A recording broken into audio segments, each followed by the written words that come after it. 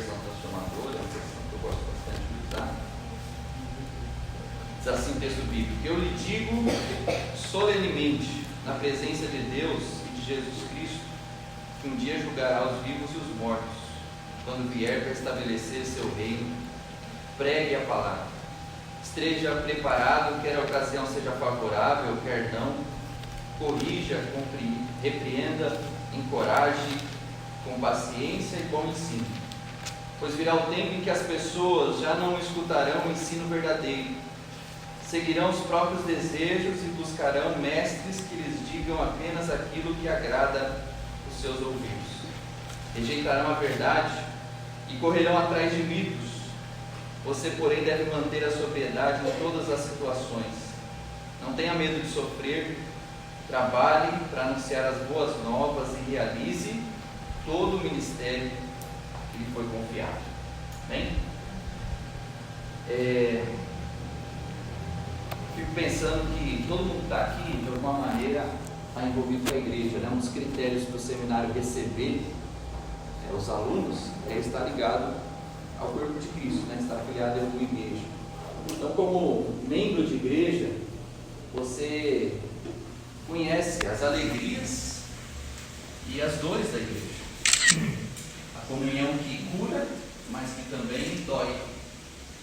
Você já deve ter se deparado com deficiências da igreja, com deformações da igreja, com perigos que a igreja corre, com tradicionalismo que às vezes invade o nosso jeito de ser igreja, tantas coisas que às vezes não combinam com o que está revelado na Escritura. A gente lê a Bíblia e olha assim, às vezes, o nosso ambiente, a nossa comunidade, e vê algumas disparidades, algumas distorções.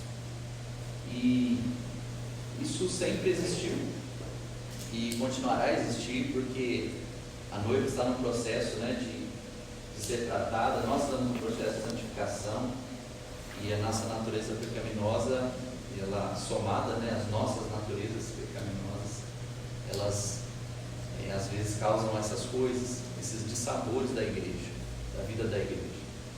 E quando você resolveu estudar mais a palavra, eu espero que tenha sido com o objetivo de servir melhor a igreja, como a introdução que o pastor Fábio fez aqui no começo do culto. E a intenção nunca deve ser o conhecimento pelo conhecimento. O que você quer aprender a Bíblia? Só para aprender mais, só para saber mais. Eu sempre digo em ambientes assim de estudo, uma frase que eu ouvi do Tomás de Kempis, que eu li no livro dele, é um monge antigo lá, século XIV, se não me engano, e ele dizia que todo tipo de conhecimento, né, teológico, que não vira piedade, que não vira serviço, é inútil, não serve para nada. Porque Deus, Ele quer ser conhecido para que nós sejamos transformados, não como um objeto de ensaio num laboratório, né?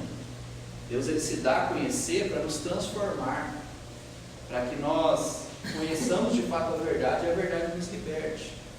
E essa verdade revelada na Escritura, ela nos coloque num trilho de comissionados na missão de Deus. E o que é que Deus está fazendo no mundo agora, exatamente agora? Ele está, pelo menos na leitura que eu faço da Escritura, Ele está formando um povo para estar com Ele para sempre. Essa é a grande missão do Senhor, Ele está formando um povo para si. E Ele faz isso através da pregação do Evangelho. Então, tudo diz respeito à igreja, a esse povo. Então, o que Deus revela para nós, revela para nos colocar em missão, revela para que a gente possa servi-lo e participar junto com Ele dessa missão. Então, eu espero que ao buscar mais conhecimento da Bíblia aqui, seja essa a sua intenção. Que de alguma maneira, naquilo que você já está envolvido, naquilo que você já pode exercer influência, que todo o conhecimento adquirido aqui se transforme nisso, em serviço para a igreja. Porque, irmãos, o conhecimento ele é sedutor, né? Ele pode nos transformar em pessoas amargas, críticas, que só veem o pior de tudo. Eu brinquei com os que fizeram homilética, porque quando eu fiz homilética era isso que eu fazia. Depois de aprender ali as técnicas de uma preparação de sermão, a gente fica ouvindo o sermão, vendo, né, Se a pessoa fez aquele trabalho de casa ou não, né? Então a gente é facilmente seduzido, quando a gente adquire um pouco mais de conhecimento, de se tornar arrogante, de se tornar crítico, de ter uma visão ainda mais distorcida da igreja. Ao invés de transformar aquela insatisfação em serviço, a gente começa a se afastar, a gente começa a julgar, a gente começa a se insurgir contra a liderança que existe, porque muitos dos nossos líderes não tiveram a oportunidade que nós estamos tendo, que vocês estão tendo, né, de amplamente, né, poderem aprender da Escritura. Então, é muito sedutor a gente ir por esse caminho da crítica, mas não é o que o Senhor quer, porque o Senhor não nos revela quem Ele é. Ele nos dá capacidades e habilidades, não quer para a gente mesmo. Você lê 1 Coríntios 12, você vai ver isso, que os dons que Deus dá não é para a gente, é sempre para o outro, é sempre a serviço do corpo de Cristo. Então, sendo assim, isso tem que estar na nossa mente, que todo conhecimento adquirido aqui é para servir a igreja do Senhor Jesus. E como servir a igreja do Senhor Jesus diante de todos esses problemas? Quem nunca, né, olhou a igreja, ou viveu uma frustração na igreja, e deu aquela vontade de você desistir, de você abandonar, de você mudar de comunidade? Essa é uma grande característica, uma triste característica da nossa geração, que é esse trânsito religioso. As pessoas estão de lá para cá, uma hora estão numa igreja, outra estão em outra, e a culpa sempre é de Deus, porque Deus me falou, e aí a pessoa muda, e Deus me falou, e ela muda. Então, como servir a igreja? Como é que a gente pode trabalhar para edificar a igreja, para consertar de alguma maneira essas distorções, contribuir para que a igreja seja mais parecida com aquilo que Jesus intencionou, idealizou? Como que a gente protege a igreja, né, dos falsos ensinos? E eu olho para esses textos aqui de Timóteo, de Paulo a Timóteo, e foram textos as cartas que eu li bastante na iminência de assumir lá o Grêmio de Santo André, me lembrando inclusive de um conselho do fundador da igreja de Santo André, que foi Ernest Green, pastor Ademir, também me deu a oportunidade de visitar ele no final da sua vida, e um dos conselhos, né, até o pastor Ademir se perguntou, né, pastor, que conselho você daria para um jovem aspirante aí na obra, né? E ele falou isso para eu ler os escritos de Paulo, principalmente. Ele tinha um apreço, e especialmente as cartas de Paulo a Timóteo. E de fato, irmãos, aqui há tanta riqueza para nós que estamos iniciando o ministério, e eu tive o privilégio de viver muitas coisas dessas aqui, né? Nessa relação que o pastor Fábio falou, que eu tenho com o pastor Ademir, de discipulado mesmo, de cuidado, de ensino, de instrução. Olha, faça assim, olha para mim, né? E eu olho aqui para essa fala de Paulo aqui para Timóteo, e sou encorajado por um velho, né? Um ministro já velho no final da vida. A segunda carta é a última carta que você tem notícia de Paulo, e ele está se voltando para um jovem. Olha que interessante isso, ele gasta os últimos momentos da sua vida investindo energia num jovem, né? Na próxima geração. Porque se você acredita que o que você está fazendo vale a pena mesmo, então você precisa investir para que isso vá para além de você. Você precisa formar discípulos, porque você pode construir, você pode realizar, fazer coisas grandiosas na igreja. Se você não formar ninguém, elas vão morrer com você, porque uma hora você vai passar. Mas se você acredita mesmo que o que você está envolvido e aquilo que o Senhor te deu dentro da igreja vale a pena, você precisa formar um discípulo para que isso transcenda a sua vida, para que isso continue. E Paulo está dando aqui essas recomendações para Timóteo, com quem ele já tinha caminhado longos anos, pelo menos 15 nas contas que a gente faz aqui das cartas. Então, é uma caminhada expressiva, e ele chama de novo Timóteo para estar junto com ele nesses últimos momentos. E daqui eu quero tirar algumas instruções, algumas aplicações que me servem, e eu espero que sirva para você também na sua caminhada ministerial. O apóstolo Paulo está claramente aqui na carta preocupado com as igrejas. Era uma preocupação constante dele. Em 2 Coríntios ele fala isso, né, que pesa diariamente sobre ele a preocupação com as igrejas. porque ele plantava as igrejas, mas ele saía e vinha outros, pregando outras coisas. Gálatas é um exemplo disso. E essa é uma preocupação constante mesmo, não só plantar a igreja, mas ela permanecer no Evangelho. E o apóstolo Paulo está com essa preocupação. Falsos mestres estão se levantando e tudo nos leva a entender ali que Timóteo está pastoreando a igreja de Éfeso, e a igreja está sendo atacada também por falsos ensinos, por problemas de todo tipo. Estão se levantando grandes perturbações, pensamentos mundanos invadindo a igreja, tudo isso acontecendo. E Paulo ainda convive com o fato de que alguns das pessoas que ele formou e discipulou já tinham abandonado o Evangelho. Ele cita alguns: Fígelo e Hermógenes. Olha aí, quem quiser dar nomes para os seus filhos, tem umas opções boas aí. Himeneu e Fileto, e o Demas e o Alexandre, são pessoas que Paulo diz que apostataram, né? Estavam com ele, caminharam com ele, mas ficaram pelo caminho. E alguns versos atrás, aqui do que nós lemos, no capítulo 3, ele diz: saiba que nos últimos dias haverá tempos muito difíceis. E é engraçado que a gente sempre acha que esses tempos muito difíceis é sempre o nosso, né? Ele não está falando exatamente do nosso, mas o nosso também. Porque as pessoas só amarão a si mesmas, irmão, vê se parece com hoje, e ao dinheiro. Serão arrogantes e orgulhosas, zombarão de Deus, desobedecerão a seus pais, serão ingratos e profanos, não terão afeição, nem perdoarão, caluniarão outros e não terão autocontrole, serão cruéis e odiarão o que é bom, trairão os amigos, serão imprudentes e cheias de si, amarão os prazeres em vez de amar a Deus, serão religiosos apenas na aparência, mas rejeitarão o poder capaz de lhes dar verdadeira devoção. Parece com o cenário de hoje, não parece? Então Paulo está preocupado e advertindo esse jovem pastor que o negócio é complicado, que os tempos são difíceis e que as pessoas estão cada vez mais endurecidas para a palavra. Essa carta ela tem um tom muito pessoal, porque Paulo usa várias expressões que mostram a relação que os dois tinham. Olha, você me viu, você sabe muito bem como eu andei, como eu ensinei, né? Então essas expressões que ele usa mostram como que eles de fato caminharam muito junto. E ele está encorajando o Timóteo como um verdadeiro filho, assim que ele se referia a ele. E é muito interessante, irmãos, que apesar dos ataques que a igreja de Éfeso estava sofrendo, Paulo mesmo assim pede que Timóteo venha passar um tempo com ele. Ele estava preso.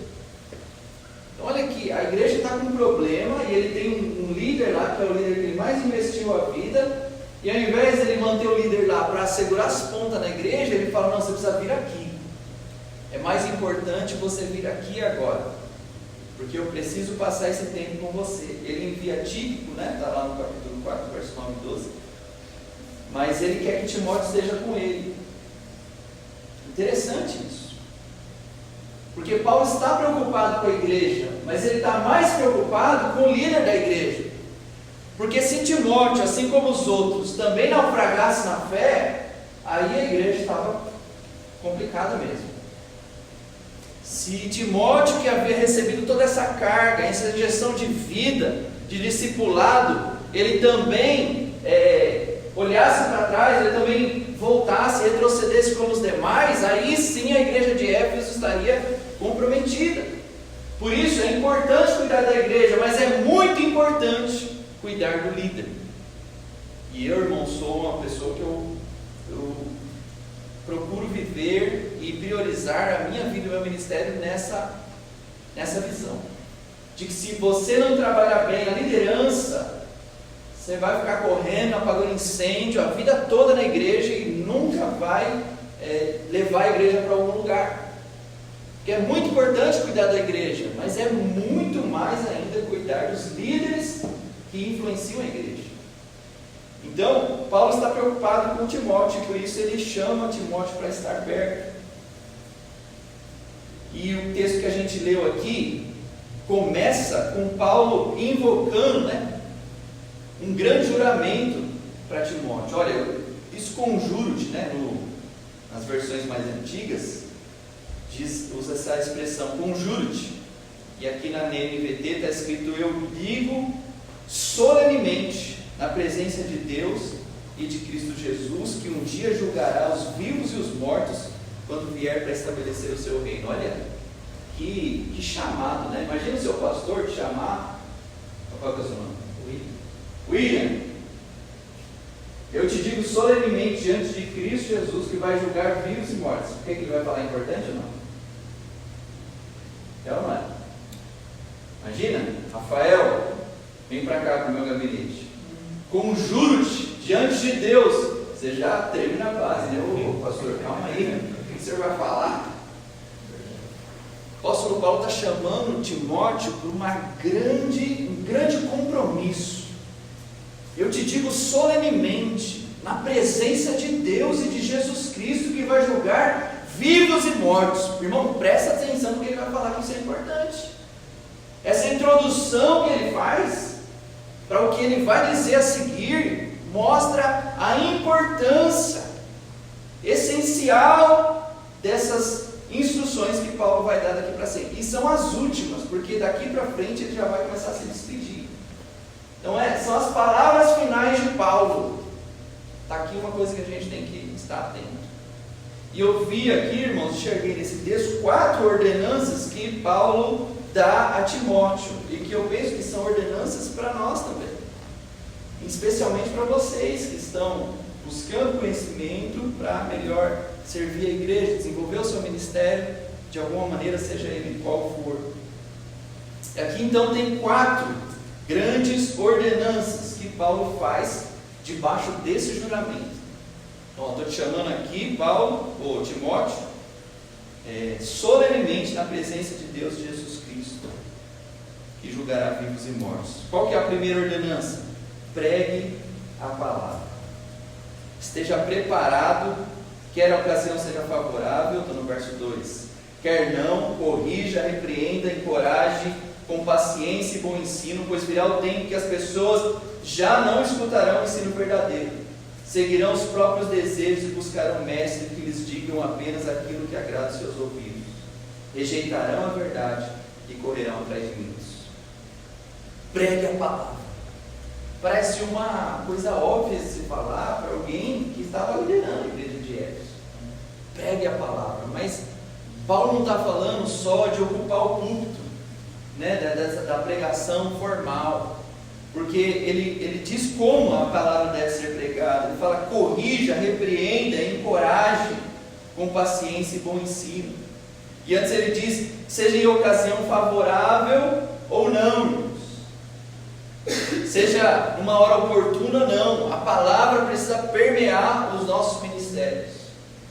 Parece uma coisa óbvia, mas no dia a dia, irmãos, a gente percebe quão facilmente a gente começa a confiar nos nossos próprios conselhos e abandona a Escritura. Eu tenho esforçado-me para me condicionar a toda vez que eu vou aconselhar alguém, eu não citar apenas um texto bíblico, mas eu ler o texto bíblico na frente daquela pessoa, crendo que a palavra vai trazer discernimento no coração dela, que a palavra é viva e eficaz para gerar transformação, muito mais do que a minha reprodução da fala já interpretada, né, à luz do que eu mesmo sei, do que eu penso sobre aquele texto. Mas ler o texto bíblico, irmão, diante dessa dificuldade que você está, deixa eu me ler um texto aqui, e a gente vai ver o que a gente vai fazer depois de ouvir esse texto. Pregue a palavra. Quantas vezes, irmãos, a gente se entrega ao pragmatismo, aquilo que dá certo, independente se está escrito ou não, sendo que cada ação ministerial nossa precisa estar respaldada para a palavra. Eu preciso ter um texto que justifique a minha ação ministerial, senão o que eu estou fazendo, o meu ministério está sendo baseado em mim mesmo e não em Cristo. Pregue a palavra, se atenha à palavra, quer seja favorável ou não, ou seja, quer as pessoas estejam desejando ouvir ou não. E esse é um grande desafio, irmãos, a gente fazer isso, porque muitas vezes a gente não quer falar de um texto que a gente sabe que vai direto ao encontro da atitude daquela pessoa, porque a gente não quer constranger, a gente não quer se indispor, Nós temos um compromisso absurdo com o politicamente correto e nos falta um compromisso com a palavra. Eu não estou dizendo da gente sair rasgando o verbo todo mundo, ferindo as pessoas usando textos bíblicos, mas pregar a palavra, quer seja favorável, quer não seja. Recentemente eu estava visitando uma família e a filha desse casal estava para se casar, uma semana para se casar. E eu perguntei, e aí, como estão os preparativos do casamento? Como é que você está dando tudo isso? Ah, não, estamos muito bem. Só que elas estão muito bem, só que ela não está ligada a igreja nenhuma. Ela saiu da igreja, ela era da nossa igreja, foi para outra, estava voltando e ainda não se lembrou, porque não estava frequentando, quase não vai no culto. O marido, então, muito menos, também falou que iria se lembrar, mas já tinham passado 8 meses que eu não via a cara dele no culto. E aí ela falou, não, está tudo bem, está tudo maravilhoso, a gente está preparando tudo, o apartamento ficou lindo, mostrou as fotos. E aí, diante da alegria, da euforia dela, eu falei, eu estou muito preocupado com você falar que está tudo bem. Porque embora você tenha preparado seu apartamento, as coisas estejam todas aí organizadas, ela ganhou, passou numa entrevista numa empresa bacana, o marido dela está muito bem profissionalmente, mas vocês estão desigrejados. E como é que pode estar bem? Você vai começar uma família sem considerar a importância da igreja, do estar congregado, de organizar a sua vida ao redor do serviço, do ministério, da vida com Jesus e com a comunidade cristã, e você diz que está tudo bem, eu estou preocupado. Irmãos, quem fala isso para uma noiva há uma semana antes dela casar? A situação não era favorável, mas a palavra, ela confrontava a perspectiva que ela estava tendo naquela preparação de casamento. E eu disse para ela, vocês precisam urgentemente corrigir isso. Deixa a poeira baixar no casamento aí, casa, mas urgentemente, sempre do seu marido, ver o que vocês vão fazer. Vocês precisam congregar, precisam fazer parte do corpo de Cristo. Então, quer seja favorável, quer não, corrija, repreenda, encoraja. Vê como que isso vai para além, irmãos, das ações do púlpito, da pregação formal, que eu acredito é muito importante, mas tem que se cumprir em nós o que diz Colossenses, que habite ricamente em vós a palavra. Como, irmãos, que facilmente a gente conversa de tudo menos da palavra. Termina aquele cultão, poder de Deus, pessoas glorificando o Senhor, a palavra pregada, todo mundo chorou. No instante seguinte da bênção apostólica, a gente já está falando de tudo, menos da palavra, do jogo, do Flamengo, do que é que seja, menos da palavra. A palavra precisa recuperar a primazia nos nossos ambientes, no nosso ministério. E saiba disso, corações obstinados, irmãos, de cristãos, de membros de igreja, exigirão não só a correção, mas a repreensão. E nós precisamos estar comprometidos com a palavra, porque não tem coisa mais amorosa que você corrigir e repreender o seu irmão em Cristo em amor, para levá-lo para a fidelidade à palavra. Muitas vezes a pessoa está ali narrando as bobagens que ela está fazendo, e nós não queremos repreender ela para não nos indispor, e ela está caminhando para um abismo que vai chamar um outro abismo e um outro abismo. Corrija, repreenda e encoraje. Nós não podemos abrir mão deste processo, que a Bíblia a gente ensina, mas também a gente vai corrigir. Irmãos, a disciplina eclesiástica está abandonada nas igrejas. Muitos pastores desistiram de disciplinar, porque eu disciplino, a pessoa vai para outra igreja. E aí, por conta disso, a solução que a gente entende, então não vamos disciplinar, não vamos corrigir, vamos ser mais tranquilo, vamos falar mais do amor de Deus. Vamos falar, irmãos. Mas também vamos falar da ira do Senhor, que é tão bíblica quanto o amor de Deus, e é tão santa quanto o amor de Deus. A ira santa do Senhor. Então, nós precisamos ter esse comprometimento. E não é interessante Paulo chamar Timóteo para esse compromisso diante de Deus, Timóteo, pregue a palavra, e nesses termos, corrija, repreenda e encoraje. E aí olha como que ele também modela esse pregar a palavra, com paciência e bom ensino. Então, nosso ato de correção não é para arrancar a cabeça dos cristãos, né? Mas é com paciência e bom ensino. Precisamos ter paciência para que aquela pessoa manifeste arrependimento, transformação de vida. Nós precisamos exercer graça e misericórdia, mas precisamos corrigir, precisamos repreender, precisamos encorajar. E ele vai ainda dizendo no verso 5: seja sóbrio, Paulo, ou Timóteo, seja sóbrio. Você, porém, deve manter a sobriedade em todas as situações.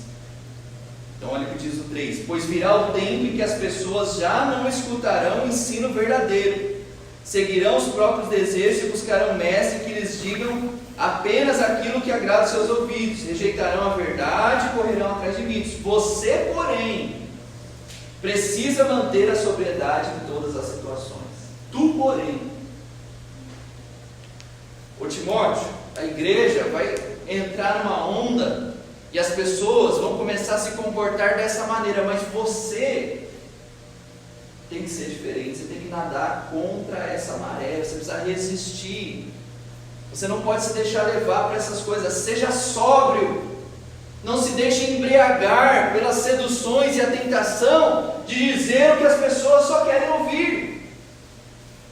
Irmãos, está cheio de youtuber famoso, pastor que está voando. Por quê? Entendeu o que as pessoas querem ouvir. E aí, se você entende o que as pessoas querem ouvir, você cai na graça. Cai na graça do público cristão. Mas Paulo está dizendo para ele: olha, mantenha a sobriedade em todas as situações. Não se deixe embriagar. A resistência das pessoas, irmãos, esse tem sido um grande desafio desse tempo do meu exercício pastoral. A resistência das pessoas à palavra sempre gera uma crise na gente. A gente vai para aconselhar alguém, corrigir alguém, instruir alguém, e a pessoa resiste àquela palavra. Olha, ouve, não sei se entende, mas não muda. Eu sei tudo que o senhor está falando, eu entendo que está na Bíblia, mas eu penso assim. O pastor João esses dias pregou dizendo isso, né? Eu sei que na Bíblia está assim, mas eu acho, misericórdia, irmãos.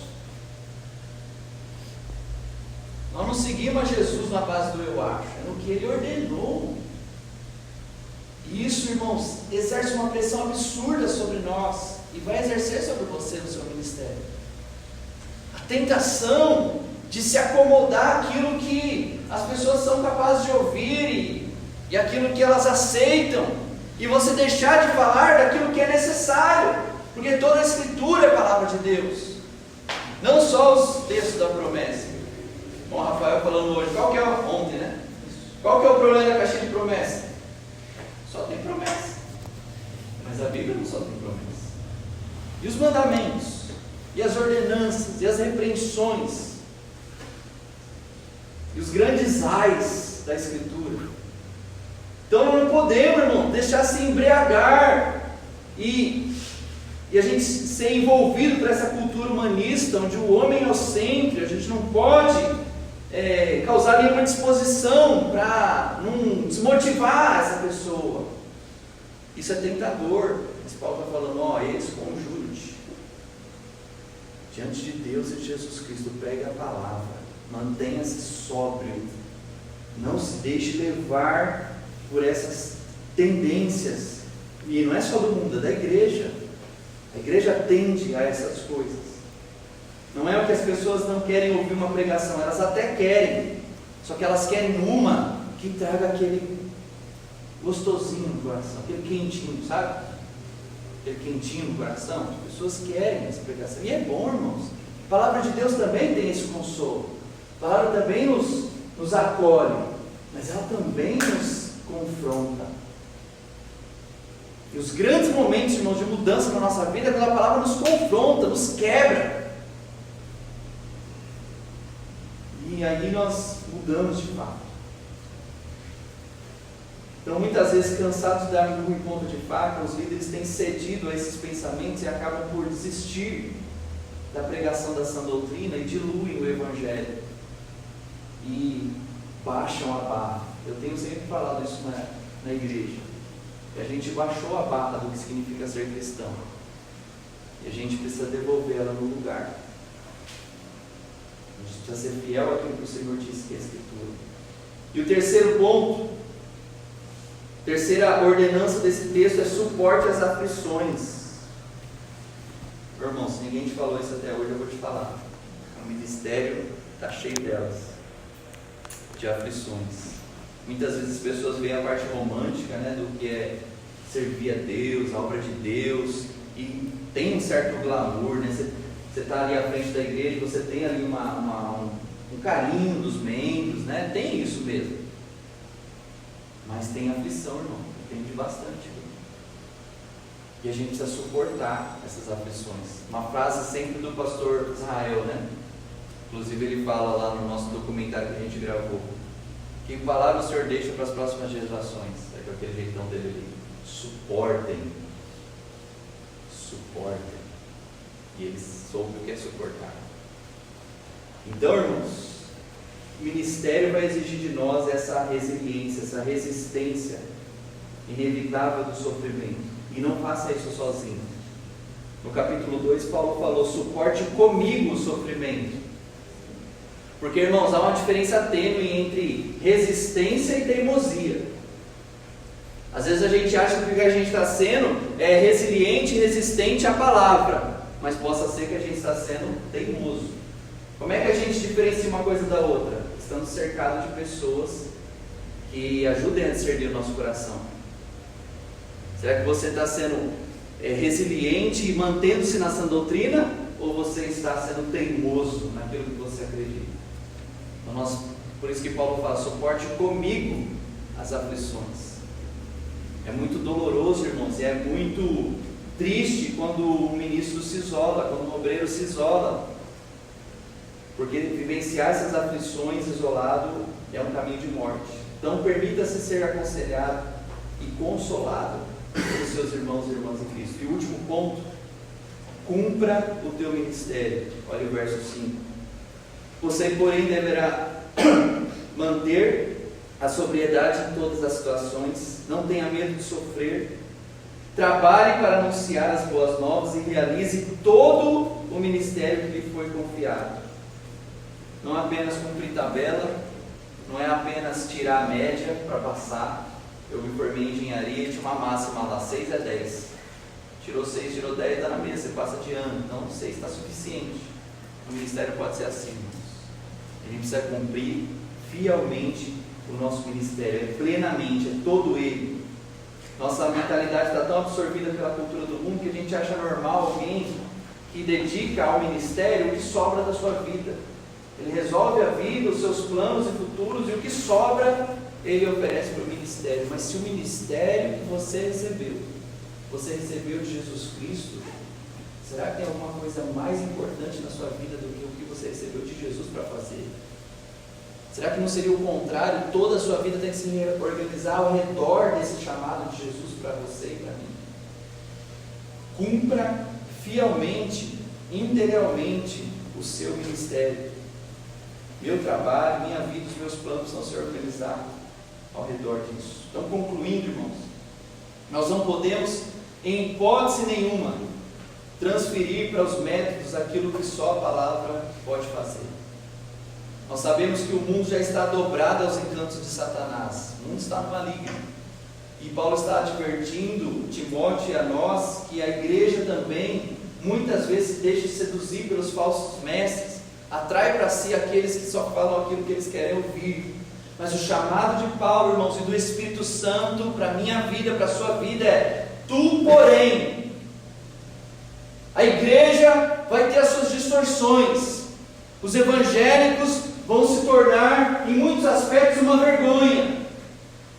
Em muitos aspectos, a igreja vai se distanciar da palavra. Mas você, líder, tu, porém, pregue a palavra, seja sóbrio, suporte as aflições e cumpra o teu ministério até o fim.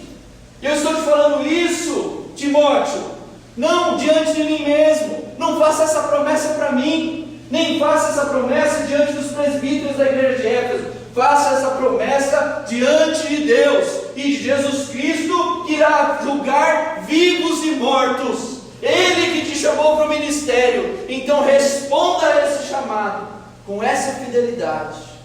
Diante dele, faça esse compromisso de pregar a palavra, de ser sóbrio, de suportar as aflições